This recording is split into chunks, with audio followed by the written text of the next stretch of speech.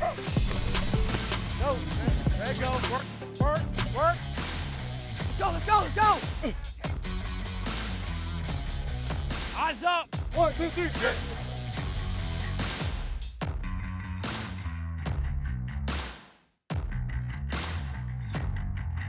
Welcome to Practice Today, presented by SiriusXM. Ethan Greenberg, Eric Allen, here in the BetMGM studio. We're going to hear from Olivia Landis and Brian Baldinger later in the show. We have a quarterback update. We have an injury update. But EA, the Jets right now preparing for their Week 6 matchup in South Florida against the Miami Dolphins. Yeah, just a few days ago, we thought the Jets were going to be preparing for the LA Chargers and a trip across the country. But as the war with COVID-19 continues to rage on, a lot of scheduling adjustments in the National Football League, and the Jets are going to Miami this weekend, South Florida. It actually starts a stretch of 3 games inside the AFC East out of 4 contests overall. That leads us to today's headline, which is last night's news. The Jets released LeVeon Bell, no longer with the team, and Joe Douglas, the GM of the team, released this statement after having conversations with LeVeon and his agent and exploring potential trade options over the past couple days. We have made the decision to release LeVeon. The Jets organization appreciates LeVeon's efforts during his time here, and we know he worked hard to make significant contributions to this team. We believe this decision is in the best interest of both parties and wish him future success.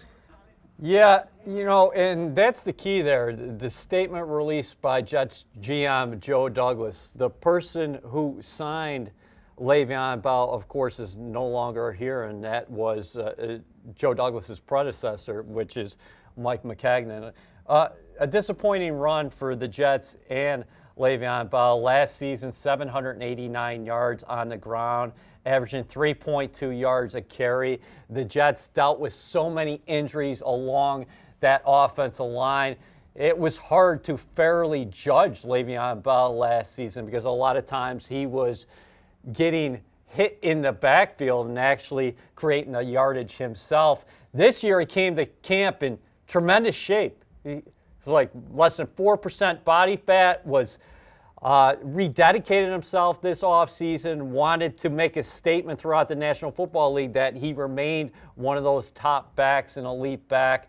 But unfortunately for him, he went down with the hamstring injury in Week 1 against the Buffalo Bills. He was on the injury reserve, missed 3 games, came back against the Cardinals, 13 carries, 60 yards. But, he didn't want to be here any longer. And the Jets discussed options as far as seeing if they could work out a trade, and that just didn't happen. I think it's just an unfortunate state of affairs because I think a lot of fans wanted LeVeon to play well, and I think LeVeon wanted to play well here with the green and white. And moving forward, that man right there, number 22, you would imagine LaMichael Perine, the Jets rookie, is figured to get a heavier workload for the rest of the season along with Frank Gore. He's definitely going to get a heavier workload. He is part of the plans here, and the Jets like his ability in terms of being a home run hitter. He's explosive.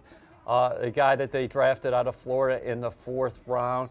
Frank Gore still is your top guy in the backfield in the near future. You would anticipate he gets the bulk of the load against the Miami Dolphins, but this means LaMichael Perine is going to get more reps, and you have to find out what you have in the offensive backfield. Not only do the Jets like LaMichael Perine, but let's talk about Ty Johnson as well, former Maryland standout who played for his rookie season with the Detroit Lions. Guys got 4.3, 4.4 speed, so you got to take a long look at both of those guys. And Greens, Sunday against the Arizona Cardinals, LaMichael Perine wasn't part of the offensive plan. And they also have Josh Adams on the practice squad. So let's say the Jets want to bring him up. They can't bring him up just as you would a normal practice squad player. If down the road they want to bring him up, they have to sign him to the active roster. And really quickly here, EA, Sam Darnold not starting Sunday. Joe Flacco starting his 2nd game with the Jets against the Miami Dolphins. Yeah, no surprise there. And I want to correct myself. Adam Gase wanted to get Perine part of the flow, but it just didn't work out that way because he was going to LeVeon Bell for a couple series and then he would go to Frank Gore. Now you would figure that's totally going to change the dynamic in the offensive backfield. And Perine was great catching the ball out of the backfield in training camp. But Joe Flacco getting the start. Listen, the Jets are not going to hurry Sam Darnold back into the lineup. You want him to be completely healed before he returns. So Flacco did some good things against the Cardinals. I believe he completed 18 of 33 for 195 yards with a touchdown. But for the Jets moving forward, let's see if they can get some more plays down the field, and they have to convert on their opportunities inside the red zone and continue those drives with third down conversions. We'll continue to talk about Joe Flacco throughout the show and what this offense can look like in his second game starting for the Jets. But just to give a glimpse of how quickly things can change, and we've been talking about this a lot. This time last week, the Jets were not scheduled to travel to South Florida, as you can see on the screen. That's the case this week. They were originally supposed to go to L.A., which is now Week 11. The Jets' bye week, which was Week 11, gets pushed up 1 week to Week 10. You know what? It's interesting because I watched the Chargers Monday Night Football.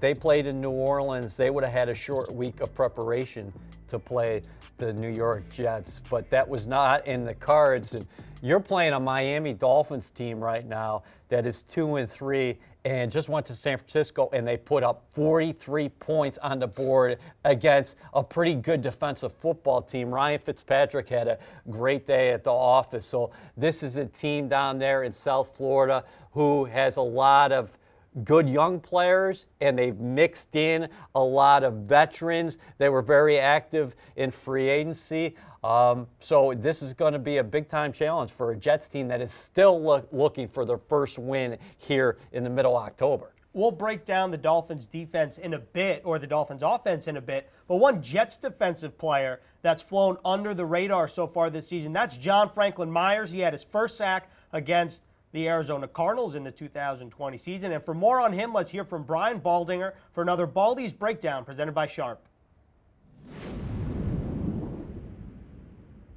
I thought one Jet defender that really showed up and flashed like he has the last couple of weeks is John Franklin Myers. He played 27 of the 76 snaps. And here on this play, just an inside zone to Kenyon Drake. He beats former Jet Kelvin Beachum inside, gets position, and control the gap. And Kenyon Drake's got no place to go, and he's there for the tackle. Solid football play. Now, on this pass play, the Cardinals are going to double him right away. Now, he's not going to beat the double team. But when Kyler Murray checks it down to Chase Edmonds, there goes John Franklin Myers right there. Double back and make the play. That's what you're supposed to do. All right? Ball's gone. Now go chase it and get there. Good things happen when you get to the football. Now, he consistently has good pass rush. I mean, this is a good escape against a veteran guard in J.R. Sweezy. Right here. Swim. Now, watch the center. The center's sliding away. So he's got the inside, and he beats him inside quick. Arm over. Now, close the deal. Get down to Kyler Murray. Take him down. Get him down. 11-yard loss. It's a solid football play. He keeps showing up. He keeps flashing. John Franklin Myers.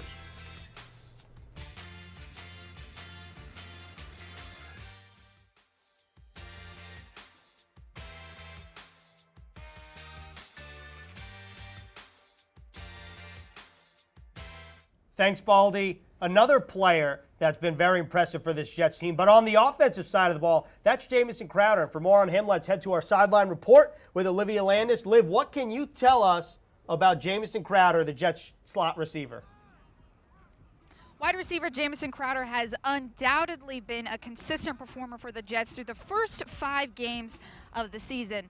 Last week against the Arizona Cardinals, he recorded 8 receptions for 116 yards and 1 touchdown, officially making it his 3rd consecutive 100-plus receiving yard game this season. He did it in Week 1 against the Buffalo Bills, recording 115 yards and 1 touchdown, and then again in Week 4 versus the Broncos, where he had 104 receiving yards. He did miss some time in both Weeks 2 and 3 due to a nagging hamstring injury, which is why you didn't see him out on the play. However, he bounced right back in it against the Arizona Cardinals. What does this mean? Well, according to Randy Lang from NewYorkJets.com, it means that Jamison Crowder has officially made franchise history. He's just the third receiver in franchise history to have 3 consecutive 100-plus receiving yard games. He comes behind Brandon Marshall, who did it in 2015, and Al Toon, who did it in 1988. Now, the biggest twist to all of this, well, he's the first receiver to do it with 2 different starting quarterbacks. So Jamison Crowder, he's out here, he's practicing, he's healthy, so we can expect to see him have another big performance this Sunday. Awesome, Liv. Appreciate it. Great update on Jamison Crowder, EA. But the Jets also have some good wide receiver news in the works here. Rashod Perryman limited in today's practice for the first time in a long time. Yeah, and tomorrow is actually going to be a big day for Perryman because he'll get some team reps today, and then you want to see what is his status 24 hours later. How is he going to feel physically? How is his body going to respond to that? And also there is rookie Denzel Mims out on the practice field. He is one of 3 guys who have a 21-day window until you can possibly activate that to the roster, but that is a good sign seeing Mims on the practice field because you haven't seen much of that since he was drafted out of Baylor in the 2nd round. And the guy to his left, number 17, wide receiver Vincent Smith, was designated to return to practice last week, so that opens up a 21-day window. The 3 guys this week that were just designated to return to practice, Denzel Mims, one of them, offensive lineman Cameron Clark was another, and cornerback Arthur Millette. We'll talk more about the offensive line in a bit, but EA, when this wide receiving core is at full strength, with Mims down the road, with Perriman potentially Sunday, with Vincent Smith whenever he returns, we talked about the speed discrepancy between now and when they're full strength, but what do you think are realistic expectations out of the gate when this team is fully healthy at the wide receiver position? It's a great question because what is realistic? Because Mims really hasn't taken any team reps since he's been drafted. So I think you have to pump the brakes a little bit in terms of, hey, what can he provide this team? But we saw the production at Baylor, and he was picking up the offense while taking those mental reps. Perryman is a guy who's definitely closer to return to action, whereas how realistic is it for either one of those guys to be in the lineup Sunday? You would have to say Perryman much more likely to play against the Dolphins.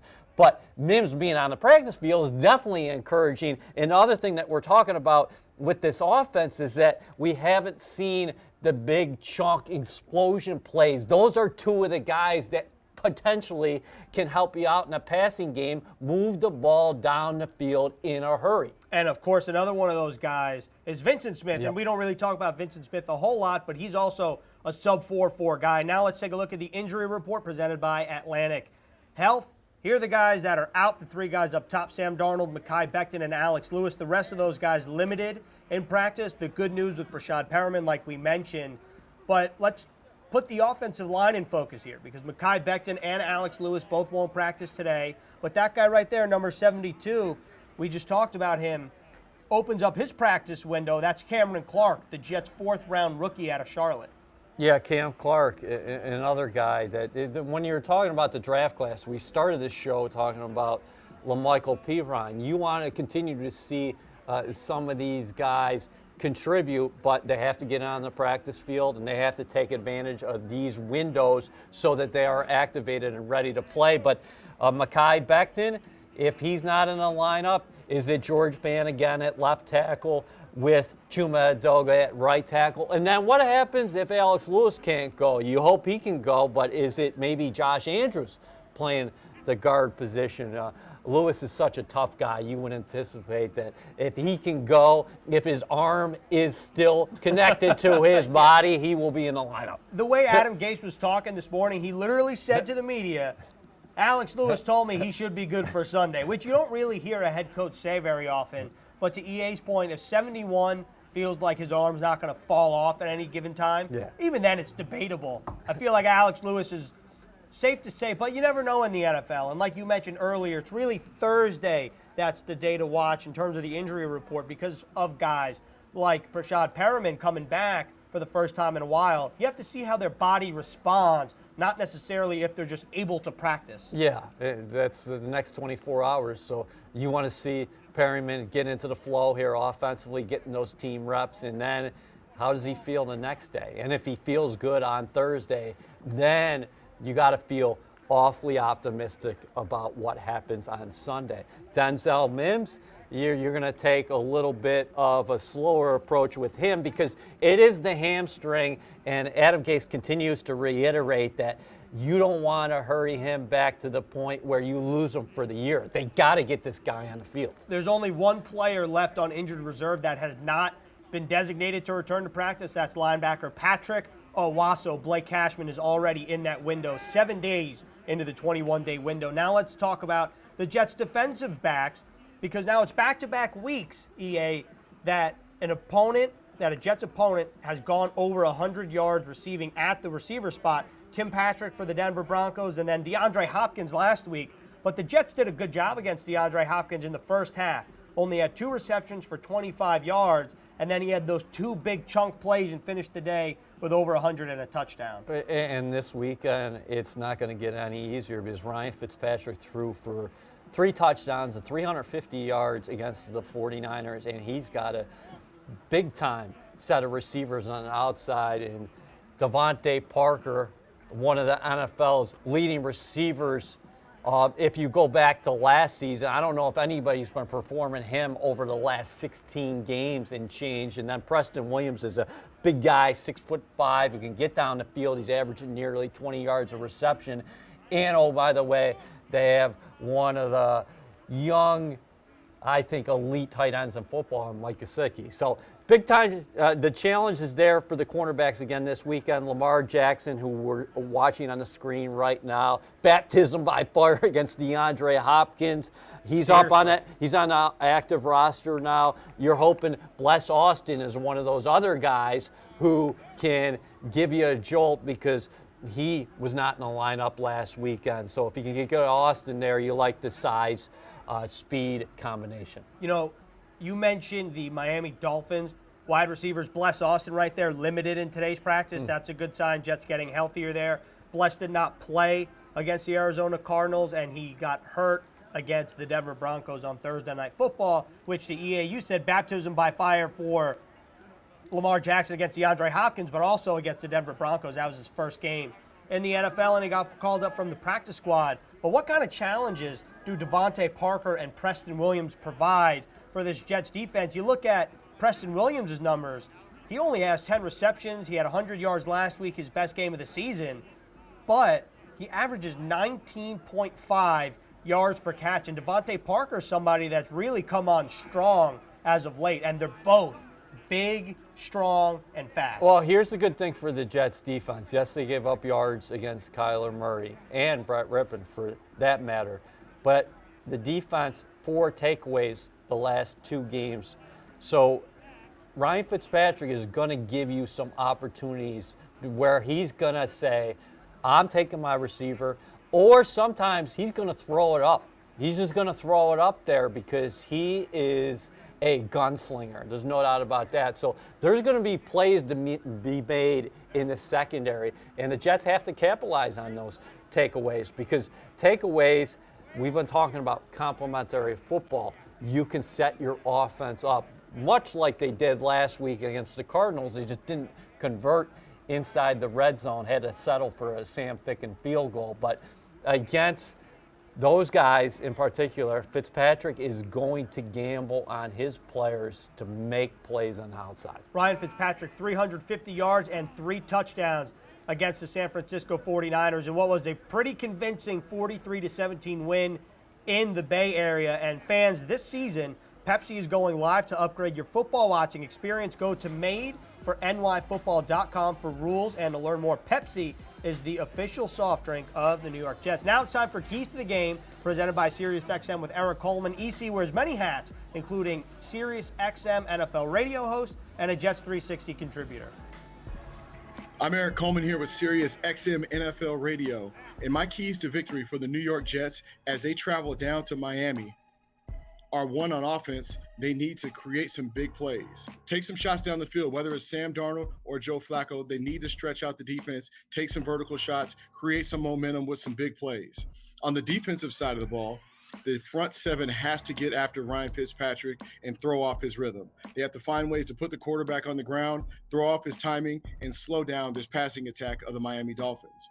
Another key to the game on the back end, the secondary must limit the big plays. They gave up too many big plays last week. Keeping the ball in front of them is going to help them keep this game close and help the Jets win it in the fourth quarter. I'm Eric Coleman with SiriusXM NFL Radio, and those are my keys to the game.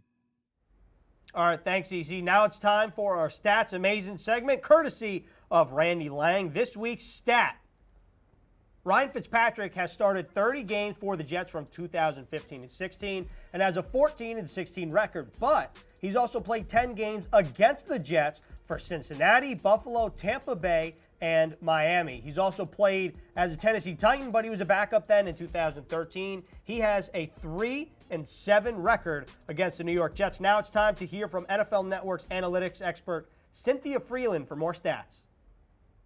In Week 5 against the Cardinals, we saw Jamison Crowder further his case as a top slot receiver in the entire NFL, with 59% of the Jets' total receiving yards topping 100 again in a single game for the third straight. We also saw Joe Flacco take care of the ball. With rookie left tackle Mekhi Becton not playing, Flacco's experience and ability to diagnose opportunities kept the Jets from falling victim to interceptions, which are even more costly in 2020 as we're setting records league-wide for scoring. For more stats and context just like this, make sure you watch me and Dan Grassa this weekend on The Numbers Game. Back to you, Ethan and EA. Thank you, Cynthia. She has great numbers as always, but EA, we came up with some numbers here as well. Both Sam Ficken and Jason Sanders, the kickers that'll be matching up on Sunday in South Florida, they're both perfect on the year. Yeah, Sam Ficken is connected on all 9 field goal attempts and, of course, all of his 6 extra points, making him one of only 5 kickers in the NFL still at 100% on both field goals and extra points. And one of those 5, Jason Sanders. Special teams is important, all right? We got to give some love to special teams. Sam Ficken's been very good for this Jets team, but really quickly and You just want to see him hit on extra points this week, though. Yeah, that's true. But what do you think about Braden Mann so far, really quickly? I think he's been very good, and then we saw him make a tackle. I believe that was, Thursday Night Football?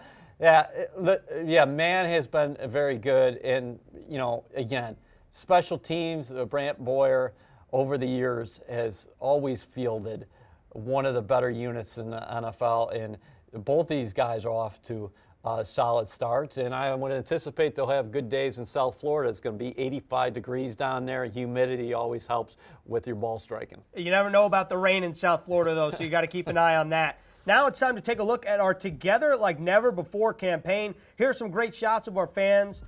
Share your game day traditions at nyjets.com/fan photo. Okay, it's time to wrap things up here on Practice Today, presented by SiriusXM. We're going to bring back Olivia Landis for our Hurry Up offense. Liv, welcome back. Thank you. You ready to go? Yeah, I'm ready to go. Okay, she's ready to roll. So, with the scheduling change, Liv, I'm going to you first. What is a pro or a con of this Jets schedule change? Well, Ethan, I'm not going to go con because I think we could use some positive energy here in the studio. I'm going to go pro with the fact that, the bye week. Everybody loves a bye week. The Jets were originally scheduled to have a Week 11 bye. I think a pro of this schedule change, the bye week just got pushed back 1 week, so it's not a dramatic change. Players and coaches can still expect to see the same time off, so I'm going to go with that as a pro. Alrighty, You're not going on a 2,500-mile trip across the country, but on a positive note, you would have been getting a Chargers team off of a short week, and now you're playing a Dolphins team that really found itself against the 49ers. Also, what is a con is late in the year, you have 3 long trips. Week 11 at the Chargers, Week 14 at Seattle, Week 15 at the LA Rams. All right, so I'm going to wrap things up with a pro is that the Jets, coming off of Monday Night Football in Week 9, don't have a short week that follows. They have a bye week. So there they have a little extra rest. You don't have to worry about cramming information. And then to your point, EA, they then travel to LA off of a bye week, a little more well-rested. All right, I'm going back to EA for the second question of the hurry-up offense. If we have a timer, that's great. If we don't, that's fine. Will Tua Tagovailoa play at all this season? We know Ryan Fitzpatrick's been balling, but Tua's top 5 overall pick. Oh, you just said Ryan Fitzpatrick's been balling. He's connected on nearly 71% of his passes. He's got 7 touchdowns and 5 interceptions. Right now, the Dolphins are 2-3. As long as they remain in the playoff race midway in the season or even late in the season, I don't anticipate you making a quarterback change because you don't want to put Tua out there when Ryan Fitzpatrick is performing at a high level. And also, we don't fully understand where he's at physically being in this position right now. Okay, Liv, where are you going? You think number 1's going to start a game for the Dolphins, or it's just going to be 1-4 for the remainder of the season? I think I'm going to have to agree with EA on this one, and that's because when head coach Brian Flores spoke to the media a couple of days ago, he said that Tua is their number 2. He said he'll be prepared if he needs to be in the game, but it doesn't sound like he's expecting to make any quarterback changes right now. Like you guys already mentioned last week against the 49ers, Fitzpatrick had 350 yards, 3 touchdowns. So I don't really see a quarterback change right there if they don't need to make one. Yeah, I'm going to agree with both of you. I think maybe Tua gets a couple plays. Fitz likes to live kind of dangerous. You know, he might dive, might get a shot to the ribs, might have to come out for a play. Tua might go in, but I don't see Tua starting unless the Dolphins are officially eliminated from postseason contention down the road. So, Liv, let's bring us home here, okay? We're talking about Fitz. Fitz has a fantastic beard. We know this. But who has the best facial hair in the NFL?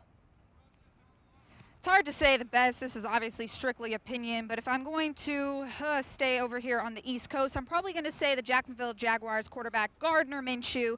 And he's got that mustache going, and I'm going to say, honestly, it reminds me Joe Dirt, kind of. And I love the movie Joe Dirt. Oh, no knock on him, but that's my answer. Okay, EA, what are you saying? Best facial hair in the league? I like a number of retired guys. Former Jets offensive lineman Matt Slauson, Brett Kiesel comes to mind.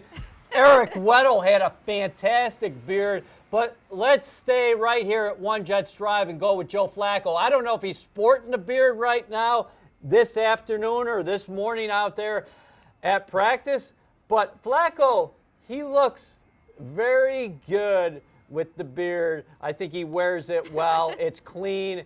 It's a sharp look. This is a classic EA answer with the retired guys. But how are you going to say Matt Slauson and not Nick Mangold if you're going former Jets? Oh, well, listen, because Mangold's part of our team, so I had to look elsewhere. I mean, part of our content team, Jets 360. Okay, I like Liv's answer, but I think Ryan Fitzpatrick has the best facial hair in the NFL. It's not clean enough. Okay, and that's how we wrap up practice today. Liv, thank you so much. That's all we have here for guys. practice today, presented by SiriusXM. Thanks to EarthCam for additional shots, and we'll see you next week.